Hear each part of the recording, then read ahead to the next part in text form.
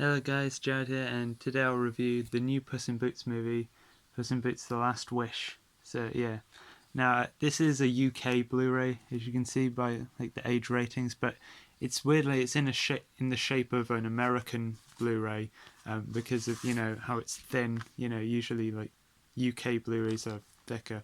I guess other countries have the thin ones as well, but over here we usually have like thin Blu-ray cases. And also the fact that like inside it's like one of those like eco cases. I think those we don't usually have over here either. But yeah, yeah, I love the Puss in Boots character in the Shrek movies. The first like this is obviously a sequel to the first Puss in Boots spin-off they did, and the first one I thought was all right, but I don't find it like really as memorable. And I don't know if I have much to say about it, but this one I'd say is definitely much better. So yeah. So the plot of this movie is Puss in Boots. Basically, he's down to his last life. There's the whole thing of cats having 9 lives. He's lost 8 of his lives now, and he wants to get this wishing star, and which will grant him like an extra life. And he's also teamed up with the character Kitty Softpaws. Is voiced by Salma Hayek, and she was a character in the first movie as well. But I think she's better in this one. And she wants somebody who she can trust, and that's her wish. But yeah, and you also have the this dog who doesn't have a name at first, but then at the end they name him Perito. That's what they call him, because that means puppy in Spanish, basically. But yeah, and you also have going after the star. You have the Goldilocks and the Three Bears, who in this are a Cockney crime family, which I think is pretty fun. It's a fun way that they portray them in this. And that character, the wolf, is after Puss in Boots, and you find out why later, and it makes a lot of sense why. And you also have the villain of the movie, Jack Horner, who's Big Jack Horner, and he is after the star, and he wants it to like rule the world. And he's from like the nursery rhyme of like little Jack Horner sat in the corner, eating a pie. Pulls out, stuck in his thumb, pulled out a plum. He was little Jack Horner, but he's grown up now, and he's Big Jack Horner. He's a great character in this. He's voiced by John Mulaney. He's a hilarious character in this, and I love how he is. He's a collector of magic items as well, and you have lots of references to other fairy tale things, which is what they always did in the Shrek universe. But yeah, he carries them in like a magic like bag that he can fit loads of stuff in there that you couldn't. It's basically the Mary Poppins bag. They call it a magic nanny bag in this, but it's obviously a reference to Mary Poppins. And yeah, I did like all those references to other fairy tales in that. And of course, Antonio Banderas is great as Puss in Boots, as always. I always loved him in the Shrek films, and the first Puss in Boots was all right, but I guess his performance was the best part of it. And I love his character journey. He goes on like basically, since he had lives to spare before, he just went through lives like it was nothing. He was like, oh yeah, I'll die one day, but that's far in the future. But now that he's down to his last life, it becomes like he comes to value his life a lot more. And it's not like he's going to die soon, but he is a bit more ready for maybe that might come one day. And he comes to value his life more, which I think I like that a lot. And I love like the song as well that he sings. That's very cool.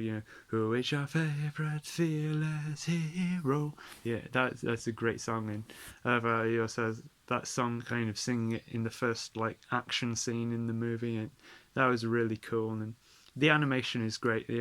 It's quite different from like the Shrek usual style.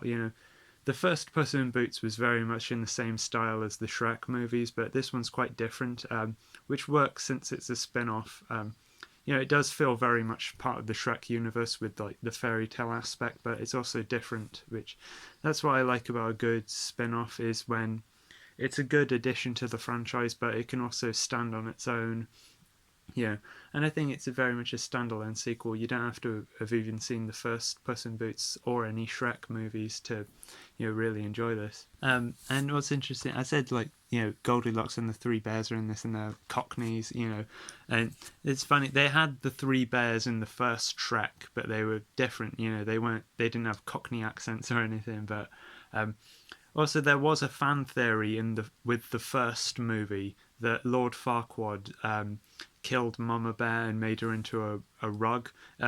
If you watch the first Shrek, like it does kind of seem like that, and unless you count the karaoke, like short film as canon, but yeah, but it's not the first time they've done this in the Shrek universe where they've had other characters come back and be different from the way they were before. Like, Rumpelstiltskin was in the third film, but then when they had him as the main villain in the fourth one, he was a completely different character. He looked completely different, and even like they had the Pied Piper in the fourth film, but he was briefly in the first one as well, but he looked different. But yeah, but I mean, they were very fun the way they portrayed Goldilocks and the Three Bears in this movie, so I'm not complaining. I also think this wolf, he's a really cool and intimidating villain. He's definitely one of the best DreamWorks villains that I've ever seen. And also with like Perito, like it's kind of fun. What's good, kind of dark humor in this is he tells like he has this really tragic backstory, but he doesn't even understand that it's tragic. And he thinks that his owners were playing a game of hide and seek, and that's kind of funny, and also shows how like innocent he is. But yeah, I also found it funny when it's like there's two times when it's like he's swearing and they have like a bleep noise bleeping out the swearing that I found funny, and I was not expecting them to have like the bleep sound effect, and yeah, that I did find funny both times when they used that. And it's also in this Perito wants to be like a therapy dog, and he shows that in a scene where it's kind of funny earlier when he tries to get Puss to rub his belly, but later on, like he comforts Puss, and that's him showing him being a good therapy dog, and that was a really nice scene when he comforts Puss and all. What's interesting is I think the first Puss in Boots was actually a prequel, which took place before he met Shrek and all those characters. But this one seems to take place after the Shrek movies because of some of the cameos which are in it, which I think that's pretty interesting, really, because you might expect this to be a direct sequel, like right after the first one, but it's not. So yeah.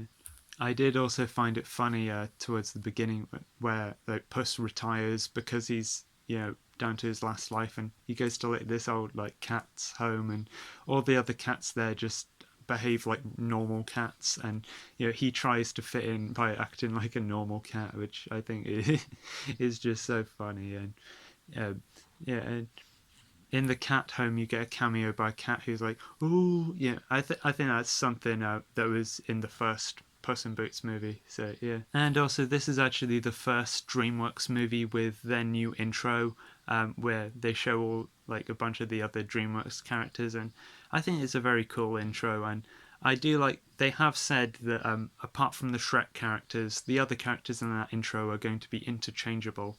So I'm glad about that. I'm glad it's not just going to be the same DreamWorks characters in all of them, and I think it makes sense for them to keep the Shrek characters in all of them, since Shrek is probably the most well-known DreamWorks franchise. I did also find it funny how at one point like Jack Horner gets like a cricket, out of his bag, and it's a conscience cricket, basically like in Pinocchio, and the voice of the cricket is meant to be an impression of James Stewart, and it's just very funny how like since it's his conscience, he tells Jack Horner that what he's doing is wrong, and but then at the end he's like, "You're a bad guy," and he's like, "Oh, what took you so long?" and he flicks him away. That I did like. I mean, I was also surprised that they did show like Jack Horner's henchmen being killed off. That was quite surprising, but I like that. It's a kids movie that has kind of an edge like that. So yeah, overall, this movie is absolutely fucking awesome. Would highly recommend if you haven't seen it. And yeah, thanks for watching my review, and bye.